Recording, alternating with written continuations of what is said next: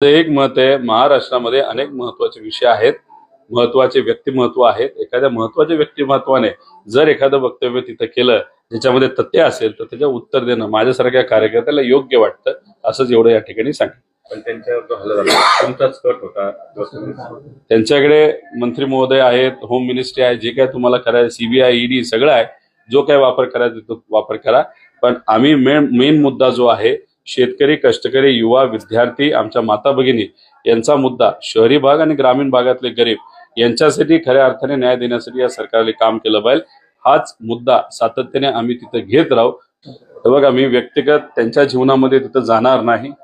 विषय एवढाच आहे की जेव्हा 4 वर्षापूर्वी ती घटना घडली होती, दिशा सालेंनी जेव्हा सुसाईड केली होती, तेव्हा त्यांचे आई वडीलच म्हणले होते त्या बाबतीतलं राजकारण करू नये. आता इथं सुरुवात कोणी केली आहे तर त्यांच्या वडिलांनी तिथं केलेली आहे. आणि आता पोस्टमॉर्टम रिपोर्ट आलेला आहे. जे काय सांगितलं जात होतं की एका मुलीवर तिथं बोललंही आपल्याला थोडंसं वाईट वाटतं, तेव्हा रेप झाला होता, पण रिपोर्ट जर बघितला तर तसं काही घडलं नव्हतं. म्हणजे कुठेतरी वडिलांनी हा मुद्दा हाती घेऊन जी मुलगी तिच्या क्षेत्रामध्ये चांगलं कार्य करत होते, कुठेतरी नाराज असेल म्हणून सुसाईड त्यांनी तिथं केलं. पण असं उगीच काही गोष्टी मुद्दामून मुलीबद्दल पुढे आणणं आणि येत असेल तर ते योग्य नाही असं माझ्यासारख्याला वाटतं. त्यामुळे त्या बाबतीतला विचार आई वडिलांनी करावा. पण वडील व्यक्तिगत जीवनामध्ये काय करतात तो त्यांचा विषय आहे. पण एकच सांगतो, बीजेपीचा जो चेहरा आहे हा कुठेतरी खरा चेहरा लोकांसमोर आलेला आहे. एखाद्या व्यक्तीला सुसाईड कर, सुशांत सिंगच्या बाबतीत तेच झालं, आता दिशा सालेंच्या बाबतीत तेच झालं. सुसाईड केलं तर त्याला राजकीय रंग दिला गेला. फक्त बिहार आणि मुंबईच्या इलेक्शनसाठी त्याचा वापर तिथं झाला. पण याच्यात नेत्याचं नाव खराब करण्याचा प्रयत्न जेव्हा केला जातो, त्यांनी विसरू नये की एका महिलेचं नाव सुद्धा तिथे खराब केलं जात आहे, नाही तर होत आहे.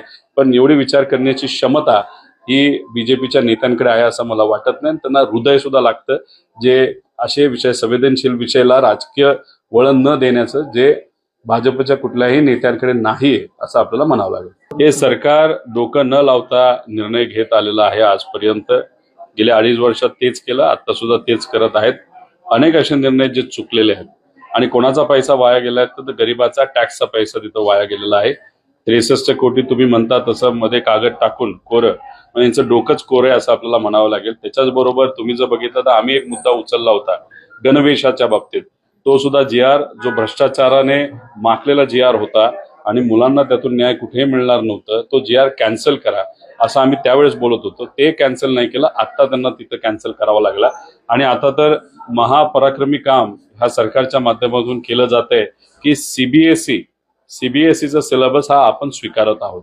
आमचं मत आहे की महाराष्ट्रामध्ये अनेक शिक्षणाचे तज्ज्ञ आहेत, सगळ्यांना तुम्ही एकत्रित बसवा आणि आपलं स्टेट बोर्ड हे national education policy, new education पॉलिसीच्या अंतर्गत हे सेंट्रल बोर्डापेक्षा कसं चांगलं होईल याचा एक विचार सरकारने तिथं करायला पाहिजे होता. पण 14 पर्यंत महाराष्ट्र सरकार नाही तर महाराष्ट्र नेहमी नवीन पॉलिसी करायचं, बाकीचे राज्य स्वीकारायचे. आता 2014 पासून परिस्थिती अशी झाली की आपण दुसरं काहीतरी स्वीकारतो, म्हणजे आपण कॉपी करणारं राज्य झालोय. ते दुर्दैवी आहे. त्यामुळे सीबीएसईच्या बाबतीत सुद्धा चुकीच्या पद्धतीचा निर्णय तिथं घेतलेला आहे. आणि अनेक विषय शिक्षण क्षेत्रामध्ये चालले जे आज तर अडचणीचे आहेतच, पण उद्या जी पुढची भावी पिढी घडणार आहे त्यांना सुद्धा मोठ्या अडचणीत आणल्याशिवाय राहणार नाही. देवरी पवार साहेब आहेत, पवार साहेबांनी खूप कष्ट घेतलेले आहेत. अनेक वेळा अनेक अडचणी येऊन सुद्धा त्याच्यावर मात करून पवार साहेब हे पुढे गेलेले आहेत. आणि काल सुद्धा अख्ख्या देशातली जी कार्यकारिणी आहे तिथं उपस्थित होती. महाराष्ट्रातून आम्ही सर्वजण होतोच, तसंच इतरही राज्यातले सर्व लोक तिथे येऊन या देशामध्ये काय चाललंय, कशा पद्धतीने आज सत्तेत असणारे लोक वागत आहेत, संविधानाला कसा धोका वाढत चाललेला आहे, जाती भेद, धर्मभेद याच्यावर राजकारण केलं जात आहे. आणि कुठेतरी पत्रकारांचा, लोकांचा आवाज हा विविध बिलाच्या माध्यमातून त्या ठिकाणी दाबला जात आहे. या सर्व विषयांवर चर्चा होऊन आता आपल्याला लढायचंय.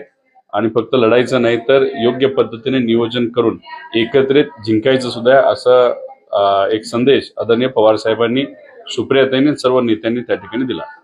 तर बघा, होळकर परिवारातले एक अभ्यासू व्यक्तिमत्व युवराज भूषणराजे होळकर यांनी सुद्धा या बाबतीतलं वक्तव्य केलेलं आहे.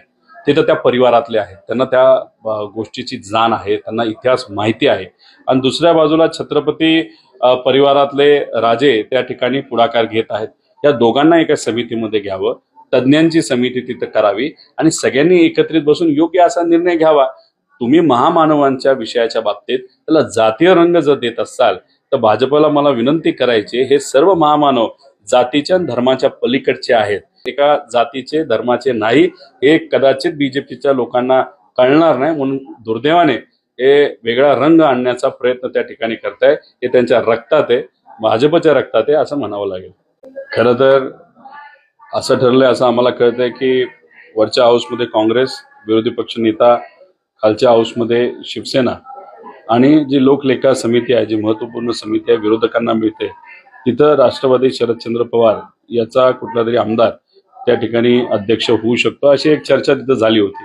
पण काल जेव्हा त्या याद्या बाहेर आल्या त्याच्यामध्ये काँग्रेसचे नेते त्या ठिकाणी प्रमुख म्हणजे अध्यक्षपद त्यांना मिळालं असं कुठेतरी त्या ठिकाणी दिसतंय. आता शेवटी नेते त्या बाबतीतला योग्य असा निर्णय घेतील.